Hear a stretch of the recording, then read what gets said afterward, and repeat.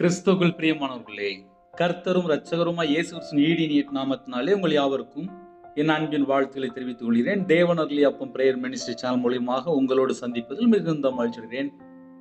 தினம்தோறும் இரவு நேரத்திலே பரிசுத்த வேதாந்தத்திலிருந்து ஒரு பகுதியை நாம் தியானித்து நம்முடைய குடும்ப பாதுகாப்பிற்காக நாம் ஜெபிக்கிறோம். வேற சூழ்நிலை, வேற தேசத்துக்குள்ள இணைந்திருக்கிறீங்க. யோவான் சுவிசேஷம் 10ஆம் அதிகாரம் 10-11 ஆகிய வசனங்கள். திருடன் திருடவும் கொல்லவும் அழிக்கவும் வருகிறானே அன்றி வேற ஒன்றுக்கும் வரான். நானோ அவைகளுக்கு ஜீவன் உண்டாயிருக்கவும் அது பரிபூரணப்படவும் வந்தேன். நானே நல்ல மேய்ப்பன் ஆடுகளுக்காக தன் ஜீவனை கொடுக்கிறான். ஹல்லேலூயா. கிறிஸ்துவுக்குள் பிரியமானவர்களே, இந்த இரவு நேரத்துல செய்தி என்ன அப்படின்னா, நானே அவைகளுக்கு ஜீவன் உண்டாயிருக்கவும் அது பரிபூரணப்படவும் வந்தேன். ஆடுகளுக்காக தன் ஜீவனையும் கொடுக்கிறேன் என்று கர்த்தர் சொன்னார். நமக்காக ஜீவனை தந்த இயேசு கிறிஸ்து இன்றும் பிதாவுடைய வலது பரிசத்திலே பரிந்து பேசிக் கொண்டிருக்கிறார். இந்த பொல்லாத பிசாசு அப்படிம்பாங்கல்ல, திருடன் திருடவும் கொல்லவும் அழிக்கவும் வருகிறானே அன்றி வேற ஒன்றுக்கும் வரான். திருடன் வந்தா என்ன செய்வான்? நம்ம வாழ்க்கையில முதல்ல ஆசீர்வாதத்தை கைச்சிருவான், சமாதானத்தை கைச்சிருவான். நைட் நேரத்துல நிறைய குடும்பத்துல என்ன இல்லை அப்படின்னா, சமாதானம் இல்லை, சந்தோஷம் இல்லை, ஆசீர்வாதம் இல்லை, நிம்மதி இல்லை, படுத்தா தூக்கம் வர மாட்டேங்குது, பிரச்சனை, போராட்டம், ஒரு பக்கம் கடன், ஒரு பக்கம் வியாதி. இதெல்லாம் என்ன பிரதர்? இதெல்லாம் என்ன அப்படின்னா, நம்ம கர்த்தருடைய வார்த்தைக்கு கீழ்ப்படிந்து வாழ வேண்டும். சில குடும்பத்துல பிறந்ததிலிருந்தே கிறிஸ்டியனா இருப்பீங்க, ஆனால் எனக்கு ஏன் போராட்டம் அப்படின்னு சில குடும்பத்திலே கேட்கக்கூடிய குடும்பங்களும் உண்டு. ஏன்னா நிறைய குடும்பத்துல 40 வருஷமா 50 வருஷமா 60 வருஷமா சர்ச்சை போயிட்டு இருப்பாங்க. சில குடும்பத்துல பலவீனம் இருக்கும், வயசாயிருக்கும், அப்படி நம்ம நிறைய சொல்லலாம்.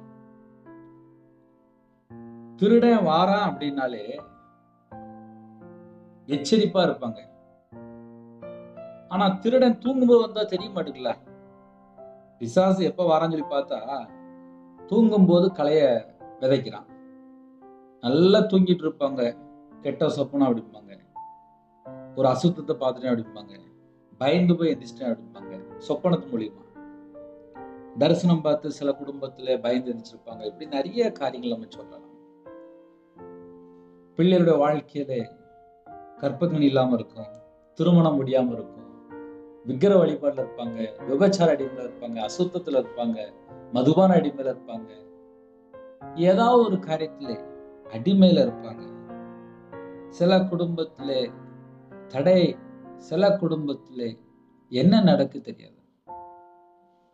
சத்துரு ஒரு இடத்துல வாரான் அப்படின்னா, அந்த இடத்துல அசுத்த கிரியை, பொல்லாத கிரியை, அருவருப்பான கிரியை, தீட்டான கிரியை, துர்க்கிரியை.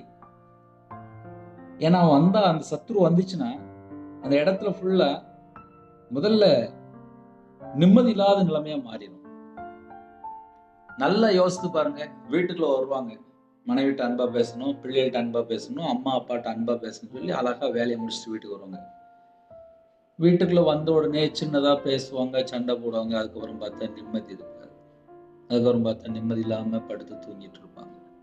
சில குடும்பத்துல அழுதுட்டு இருப்பாங்க, சில குடும்பத்துல பிரிஞ்சே போயிடுவாங்க. அழகா சர்ச்சில் போய் ஞானஸ்தானம் எடுத்து சர்ச்சில் முறைப்படி கல்யாணம் முடிச்சிருப்பாங்க. ஆனா பார்த்தா டைவர்ஸ் ஆகி பிரிஞ்சே போயிடுவாங்க. அப்ப என்னதான் நடக்கு அப்படின்னா, திருடன் உள்ள வந்துட்டான் அப்படின்னாலே திருடவும், ஆவிக்குரிய வாழ்க்கையில் நல்ல ஸ்பிரிச்சுவல்ல வளர்ந்து போயிருப்பாங்க. ஒரு அசுத்தம் உள்ள வந்துட்டு அப்படின்னா அங்க பரிசுத்தம் இருக்காது. ஏதாவது ஒரு காரியத்திலே பெரிய குழப்பத்தை கொண்டு வந்துட்டே இருப்பான். நல்ல ஆவியில நல்ல அழகா பைபிள் வாசி நல்ல ஜெபம் பண்ணிட்டு இருப்பாங்க, நல்ல ஸ்தோத்திரம் பண்ணி அழகா தேவனுக்கு பிரியமானபடி வாழ்ந்துட்டு இருப்பாங்க. ஒரு வீட்டுக்குள்ள சமாதானத்தை கெடுத்த உடனே, கணவன் மனைவிக்குள்ள சமாதானத்தை கெடுத்த உடனே அவங்க பார்த்தா பைபிள் வாசிக்காம ஐயோ என்னமா ஆயிப்போச்சு குழம்பிட்டு இருப்பாங்க. இப்ப ரீசெண்டா ஒரு ஜெப குறிப்பு வரும்போது, கர்த்தருடைய கிருபையினாலே ஒரு 5 மாசமா செய்தி கேட்கணுங்க. ஆனா எனக்கு குடும்பத்துக்குள்ளே பிரச்சனை. அப்போ எனக்கும் கணவருக்கும் நிறைய கருத்து வேறுபாடு வருது. வார்த்தை மூலியமா எனக்கு என்ன செய்யன்னு தெரியல அப்படின்னு சொன்ன உடனே கர்த்தருடைய வார்த்தை சொல்லும்போது, அதுக்கப்புறம் அந்த சகோதரி கண்ணீர் வடிக்கிறதை நிப்பாட்டிட்டாங்க. அவங்க இதயத்துக்குள்ள தேவன் சமாதானத்தை தந்தார். அதை புரிஞ்சுக்கிட்டாங்க. ஒரு குடும்பத்துல எப்படி சத்துரு வாரான் அப்படின்னு சொன்ன உடனே புரிஞ்சுக்கிட்டாங்க. அப்ப இரவு நேரத்துல செய்தி என்ன பிரதர் அப்படின்னா, திருடன் அப்படின்னாலே திருடவும் ஏதோ ஒரு காரியத்தை திருடிடும். நிறைய குடும்பத்துல ஆதியில் உள்ள அன்பெல்லாம் இல்லை. இப்போ வழக்கமா அப்படியே அப்படியே அப்படியே அப்படியே அவ்வளவுதான். ஞாயிற்றுக்கிழமைனா சர்ச்சைக்கு போகணும், அது ஒரு கடமையா போயிடும். ஆனா ரட்சிக்கப்பட்ட புதுசுல, ஞானஸ்தானம் எடுத்த புதுசுல, இயேசுவை சொந்த ரட்சரா ஏற்றுக்கொண்ட அந்த புதுசுல அழகா கையில பைபிள் எடுத்து ஆசையா ஞாயிற்றுக்கிழமை ஒரு புது ட்ரெஸ்ஸை போட்டுட்டு அழகா சீக்கிரமா கிளம்பி போவாங்க. ஆசையா போவாங்க. அதெல்லாம் இன்னைக்கு தேதியில பார்த்தா பெரிய கேள்விக்குறியா இருக்கும். இப்போ பார்த்தா வீட்டுல பார்த்தா சொந்த வீடு இருக்கும், சொந்தமா கார் இருக்கும், எல்லாம் இருக்கும். ஆனா ஆதியில் உள்ள அந்த அன்பு, அந்த ஆசை, அதெல்லாம் எங்க போச்சு? இதெல்லாம் நிறைய குடும்பத்துல நான் நடந்துட்டு இருக்கு. அப்படியே ஓப்பன் ஸ்டேட்மெண்டா சொல்லிட்டு இருக்கேன். ஏன்னா சில குடும்பத்துல தலைக்கு மேல பிரச்சனை. அது இஎம்ஐயா இருக்கலாம், குடும்ப பிரச்சனையா இருக்கலாம், பிள்ளைகளுடைய வாழ்க்கையில பிரச்சனையா இருக்கலாம், கணவருடைய வாழ்க்கையில பிரச்சனையா இருக்கலாம். சமாதானம் மட்டும் இருக்காது. நான் சொல்றது வேணா நீங்க செக் பண்ணி பார்க்கலாம். நிறைய குடும்பத்துல ஆமா பிரதர் இதெல்லாம் எங்க வீட்டுக்குள்ள இருக்கு அப்படியே யோசிக்கிறீங்க. திருடன் திருடவும் ஏதோ ஒரு காரியத்தை திருடிடுவான். அது தெரியாது, வெளியே தெரியாது. சில குடும்பத்துலலாம் டெய்லி இத்தனை அதிகாரம் சாப்டர் இவ்வளவு பைபிள் வாசி சொல்லி பொருத்தனை பண்ணியிருப்பாங்க. அந்த பொருத்தனெல்லாம் மறந்து ரொம்ப நாள் ஆச்சு. நான் டெய்லி இவ்வளவு நேரம் ஜோம் பண்ணி சொல்லி கொரோனா நேரத்துல தேசத்துக்கு தரப்புல அனுப்பின்னு சொல்லி பொருத்தனை பண்ணியிருப்பாங்க. அதெல்லாம் மறந்தே ரொம்ப வருஷமாச்சு. நான் சர்ச்சில் காணிக்க கொண்டு வச்சிருவேன், நான் தசமபாவம் கொண்டு வச்சிருவேன், நான் இப்படி இப்படி இருப்பேன், நான் சர்ச்சுக்கு இப்படி இப்படி உதவி பண்ணுவேன், பொருத்தனை பண்ணியிருப்பாங்க. அதெல்லாம் மறந்தே ரொம்ப நாள் ஆச்சு. இதெல்லாம் திருடிட்டான். சில குடும்பத்துல குடும்ப ஜெபத்தையே இப்ப இல்ல. அங்க பார்த்தா ஒரே பிரச்சனை, ஒரே போராட்டம். உள்ள வந்துட்டான். சத்துரு உள்ள வர வர வர வர வீட்டுல நிம்மதி இருக்காது. நான் கண்டுபிடிச்சனால சொல்லி தரேன்ப்பா. ஒரு குடும்பத்துக்குள்ளே சமாதானமா இருக்கும்போது, ஒருமனப்பட்ட ஆவி இருக்கும்போது அந்த வீட்டுக்குள்ள பிசாசு வரமாட்டான். நீங்க செக் பண்ணி பாருங்க. திருடன் திருடவும் கொல்லவும், அடுத்த டார்கெட் என்ன தெரியுமா? கொல்லணும். அதுதான் ஸ்பெஷல். என்ன பிரதர் அப்படி சொல்றீங்க அப்படின்னா, ஆமா கொல்லவும். சில குடும்பத்துல நைட் ஆனா அவங்க என்ன தெரியுமா அந்த வேர்டு யூஸ் பண்ணுவாங்க? நான்லாம் எதுக்கு வாழணும், செத்து போறதே, ஆமா இருந்து என்னச்சு, அவ்வளவுதான் முடிஞ்சு போச்சு. புலம்பிட்டு இருப்பாங்க. அவங்க இருதயத்துல புலம்பிட்டு இருப்பாங்க, வெளியே தெரியாது. வெளியே பார்த்தா சிரிப்பாங்க, உள்ள பார்த்தா புலம்புவாங்க. என் புருஷனை நம்ப மாட்டுக்கான், என் மனைவி நீ நம்ப மாட்டுக்கா, எங்க அம்மா அப்பா நீ நம்ப மாட்டுக்கான்னு சொல்லிட்டு அவங்க பேசுற வார்த்தை ஃபுல்லாவே இதுக்கப்புறம் ஏன் வாழணும், ஏன் உயிரோட இருக்கணும், அந்த வேர்டை ரொம்ப யூஸ் பண்ணுவாங்க. சில குடும்பத்துல வாலிப பிள்ளைகள், நிறைய வாலிப பிள்ளை இந்த மாதிரி வார்த்தை சொல்லும். அவங்க யாரையோ ஒரு ஃப்ரெண்டை நம்பியிருப்பாங்க, ஏமாந்துருப்பாங்க ஏதோ ஒரு காரியத்துல. ஐயோ என் ஃப்ரெண்டு நீ நம்பலை, இனிமேல் நான் ஏன் வாழணும். சில குடும்பத்துல தேவையில்லாத நபரோட பழகி அதுக்கப்புறம் நான் ஏன் இனிமேல் வாழணும், நான் ஏமாந்துட்டேன். சில குடும்பத்துல வீட்டுக்குள்ள பிரச்சனை வர வர வர இனிமேல் நான் ஏன் வாழணும், ஏன் உயிர் வாழணும், நான் இருக்கிறோட போனா, இப்படி அந்த வேர்டு அவிசுவாசமான வார்த்தைகள். திருடன் திருடவும் கொல்லவும், அந்த வேர்டு நீங்க நல்லா நிப்பாட்டி நிதானமா யோசிக்கணும். கொல்லவும், அப்ப டார்கெட் என்ன அப்படின்னா கொல்லவும். அழிக்கவும், அழிச்சிடணும். ஒரு குடும்பம் இல்லாம காணாம போயிடணும், அழிஞ்சிடணும். சில குடும்பத்துல சொல்லுவாங்க இவங்கெல்லாம் இருக்கிறத விட, ஆமா இவங்கெல்லாம் எதுக்கு அப்படிம்பாங்க. அந்த வார்த்தை யூஸ் பண்ணுவாங்க. பக்கத்து வீட்டுல சொந்தக்காரங்க என் வாழ்க்கையில என்னெல்லாம் அப்படி சொல்லியிருக்காங்கப்பா. நான் வியாபாரத்துல கஷ்டப்பட்டு நான் நடு ரோட்டுக்கு வந்திருக்கேன், இவங்களாம் எதுக்கு அப்படின்னு சொல்லி என்னெல்லாம் சொல்லியிருக்காங்க. நான் வியாபாரத்துல ரொம்ப கடன்ல ரொம்ப கஷ்டப்பட்டிருக்கேன், நிந்தைகள், அவமானங்கள், கேவலங்கள் எல்லாத்தையும் நான் பார்த்துட்டு தான் ஊழியத்துக்கு வந்திருக்கேன், இவங்களாம் ஏன் அப்படிங்கிற வார்த்தை என்னெல்லாம் அழகா சொல்லி முடிச்சிட்டாங்க.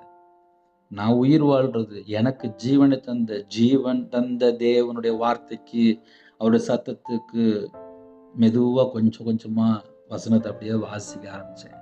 நான் இப்படிதான் வாசிக்க ஆரம்பிச்சேன். எழுத்து கூட்டி தான் வாசிக்க ஆரம்பிச்சேன். வசனம் அழகா எழுதப்பட்டிருக்கு. நானும் அவைகளுக்கு ஜீவன் உண்டாயிருக்கவும் அது பரிபூர்ணப்படம் வந்தேன் அப்படிங்கிறார். இதெல்லாம் என் வாழ்க்கையில் இதெல்லாம் நான் இந்த ஸ்டேஜில் நான் தாண்டி வந்திருக்கேன். அதனால அனுபவத்தோடு சொல்லி தரேன். திருடன் திருடவும் கொல்லவும் அழிக்கவும், அடுத்த வேடன்னா அழிக்கவும், சொத்து வீடு வண்டி எல்லாமே அப்படியே காணாமல் போயிடும். என் வாழ்க்கையில் அழிஞ்சிட்டு, சொந்த வீடு விற்றுருக்கேன், கடையை விட்டுருக்கேன், ஊரை விட்டு போயிருக்கேன், எல்லாம் நஷ்டப்பட்டு நடுரோட்டுக்கு வந்திருக்கேன். அப்போ ஒரு மனுஷனுடைய வாழ்க்கையில் பிசாசு வந்தான்னு அழிக்கவும் தர மட்டும் அழிச்சிரும். இது நான் என் வாழ்க்கையில் ரியலாக நடந்திருக்கு. அதனால இந்த வசனம்லாம் பேசும்போது நிறைய காரியத்தில் என் வாழ்க்கையில் நான் நடந்து அப்படி சொல்லிட்டு இருக்கேன். திருடன் திருடவும் சொத்தை கை வச்சிருவான், சமாதானத்தை கை வச்சிருவான், வீட்டில் நிம்மதி எதுவுமே இருக்காது. கொல்லவும் ஏன் உயிர் வாழ்கிற அந்தளவுக்கு பிரச்சனை வந்துடும். அப்புறம் அழிக்கவும் எல்லாம் நஷ்டமாயிரும். அந்த வேர்டை நீங்கள் நல்லா நோட் பண்ணணும். நஷ்டமாயிரும். அழிக்கவும் வருகிறானே அன்றி வேறே ஒன்றுக்கும் வரான். அந்த வேர்டை நீங்கள் நல்லா நோட் பண்ணணும். வேறே ஒன்றுக்கும் வரான். அப்போ பிசாசு வந்தா இதுதான் டார்கெட். திருடன் திருடவும் கொல்லவும் அழிக்கவும் வருகிறானே அன்றி வேறே ஒன்றுக்கும் வரான். அவன் வந்தா இதை மட்டும்தான் செய்வான். அதனால இனிமே இந்த வசந்த வச்சு நீங்க கொஞ்சம் லைட்டா செக் பண்ணி பார்க்கலாம். நானோ அவைகளுக்கு ஜீவன் உண்டா இருக்கவும் அது பரிபூர்ணப்படவும் வந்தேன். ஹல்லேலூயா, ஹல்லேலூயா. சந்தோஷமா இருக்கிறீங்களா? நானோ அவைகளுக்கு ஜீவன் உண்டா இருக்கும். அப்போ இந்த பூமியில் நம்ம வாழ்ற காலத்துல அவருடைய பிள்ளையா வாழ்ந்தா போதும். அந்த ஜீவன் பரிபூர்ணப்படும். வந்தேன், நானே நல்ல மேய்ப்பன் ஆடுகளுக்காக தன் ஜீவனை கொடுக்கிறான் என்று சொன்னார். நமக்காக ஜீவனை தந்த இயேசு கிறிஸ்து இன்றும் பிதாவினிடத்தில் பரிந்து பேசிக் கொண்டிருக்கிறார். நமக்காக பரிந்து பேசுகிறார். அவருடைய பாதத்தில் அர்ப்பணிப்போம். இரவு நேரத்துக்கு ஜெபி போயிடும். ஒருமனப்பட்டு ஜெபி. அன்பின் கர்த்தாவே, உம்மை நன்றியோடு துதிக்கிறோம், சொல்கிறோம்ப்பா. ஜீவன் பரிபூர்ணப்பட வந்தேன்னு சொன்னீங்கப்பா. வேதத்தை தியானிக்கும் போது எங்க வாழ்க்கை எப்படி இருக்கு அதை நாங்கள் சற்று ஆராய்ந்து பார்த்தோம். நன்றி. இந்த நாளுக்குள்ள எல்லா கருத்துக்கு ஸ்தோத்திரம். குறைகள் குற்றங்களை மன்னிச்சிருங்க. இரவு நேரத்தில் தூங்க போறாங்க, இன்பமான தூக்கம் தாங்க. உங்களுடைய கரத்தில் அர்ப்பணிக்கிறோம். எங்க வீடு முழுதும் முன்னும் பின்னுமா தேவ தூதர் நிப்பாட்டுங்க. உங்களோட ரத்த கொட்டைகளை வேலை அடைத்து மூடி மறைத்து பாதுகாத்துங்க. வரக்கூடிய காரியத்தை வெளிப்படுத்துங்க. தேவையில்ல சொப்பனங்கள் எல்லாவற்றையும் விலக்கி ஆசிரியங்க. ஒவ்வொரு குடும்பத்துக்கும் தேவ சமாதானம் உண்டாகட்டும். ஒவ்வொரு குடும்பத்திலும் பரிபூர்ணமான ஜீவனை கட்டிடுங்க, தீர்காயுசை கட்டிடுங்க. கர்த்தரோட நாம மையம் விடட்டும். யாரெல்லாம் ஜெபினாலும் எங்கள் இதயத்துக்குள்ளே பிதா குமாரன் பரிசுத்தவாவியானவர் வாசம் பண்ண வேண்டும். ஒவ்வொரு குடும்பத்தையும் முத்திரை போடுங்க. உங்களோட ரத்த கொட்டைகளை வேலை அடைத்து மூடி மறைத்து பாதுகாத்துக் கொள்ளுங்க. நைட் டியூட்டியில் இருக்கிறாங்க, நைட் டிராவலிங்கில் இருக்காங்க, நைட் நேரத்தில் எத்தனையோ நாட்டுக்குள்ளே ஜெபிக்கிறாங்க. எல்லா ஜனங்களையும் உங்களுடைய கரத்தில் அர்ப்பணிக்கிறோம். பிதா குமாரன் பரிசுத்தவாவின் நாமத்தில் முத்திரை போட்டு உங்களுடைய கிருபையால் நிரப்பி உங்க பிள்ளையோட கர்த்தர் கூட இருக்க வேண்டும். முன்னும் பின்னுமா தேவதூதன் நிப்பாட்டுங்க. ஹாஸ்பிட்டல்ல, அவசர சிகிச்சையில, ஆபரேஷன் தியேட்டர்ல, ஆம்புலன்ஸ்ல, எத்தனையோ குடும்பத்திலே படுத்த படுக்கையில வியாதியோடு, மரண பயத்தோடு, தற்கொலை எண்ணங்கள், நைட் நேரத்தில் தேவையில்லாத சரீரத்துல பலவீனம், சில குடும்பத்துல தூக்கம் வராமல் மாத்திரை எடுக்கிறாங்க, நைட் நேரத்துல பலவீனம், எத்தனையோ குடும்பத்திலே எல்லா குடும்பத்துக்கும் ஜீவன் உண்டாயிருக்கவும் அது பரிபூர்ணப்படவும் வந்தேன்னு சொன்னீங்க. உங்க பிள்ளைகளை உங்களுடைய கரத்துல அர்ப்பணிக்கணும். கர்த்தரே பொறுப்படுத்துங்க. கற்பதனிக்க ஜெபிக்கிறாங்க. கர்த்தர் மனம் இறங்கி ஆசீர்வதிங்க. மாசமா இருக்காங்க, தாய் மூலியமா ஆசீர்வதித்து கிருபைக்கா ஸ்தோத்திரம், ஸ்தோத்திரம், ஸ்தோத்திரம். டெலிவரி போறாங்க, கர்த்தர் கூட இருங்க. திருமணம் முடிந்ததுக்கு அப்புறம் குழப்பங்கள், அந்த எல்லா குழப்பத்தையும் எல்லாம் நீக்கி சமாதானத்தை கட்டளிடுங்க. தேவன் அருளி அப்பம் பிரேயர் மெடிசன் மூலியமா இணைந்திருக்கிற எல்லா குடும்பத்தையும் உங்களுடைய ஜீவனுக்குள்ளே தாழ்த்து முடியும். கர்த்தர் பொறுப்படுத்துவங்க. குறைகள் குற்றங்களை மன்னிங்க. அதிகாலையில் உங்களுடைய சமூகத்தில் கண் விழித்து பரிசுத்த உள்ள ஓய்வு நாளில் ஆலயத்து கொடுப்பதில் கிருபை செய்யுங்களை பரிசுத்தப்படுத்தி ஆலயத்து கொண்டு போங்க. உங்களுடைய கரத்தை அப்படின்னா குடும்பமாக ஆலயத்து கொண்டு வேண்டும். கர்த்தர் கிருபை செய்யுங்க. துதிகான மகிமை எல்லாம் ஒருவருக்கே செலுத்தினோம். தேவனர்ல அப்ப மினிஸ்டர் மூலியமா இணைந்த எல்லா குடும்பத்துக்கு ஆசீர்வதிச்சிருக்கோம். கடன் பிரச்சனை, குடும்ப பிரச்சனை, வாழ்க்கையில் எல்லா பிரச்சனை கர்த்தர் மாற்றித்தாங்க. உங்க கரத்துல பண்ணிடும். துதிகான மகிமை எல்லாம் ஒருவருக்கே செலுத்தினோம். இயேசு கிறிஸ்துவின் பிதாவே, ஆமென். தேவனுக்கே மகிமை உண்டாவதாக. கர்த்தர் தாமே உங்களை உங்கள் குடும்பத்தின் சகல காரியத்திலும் சம்பூர்ணமாக திருப்தியாக கர்த்தர் கொடுத்து ஆசீர்வதிப்பாராக. ஆமென். கர்த்தராகிய இயேசு கிறிஸ்துவின் கிருபையும் பிதாவாகிய அன்பும் பரிசுத்தனுடைய ஐக்கியமும் இப்பொழுதும் எப்பொழுதும் சதா காலங்களிலும் நம்மளோடு கூட இருப்பதாக. ஆமென். God bless you. Thanks for watching. Please subscribe our channel. Click the like and share. Click the bell. God bless you.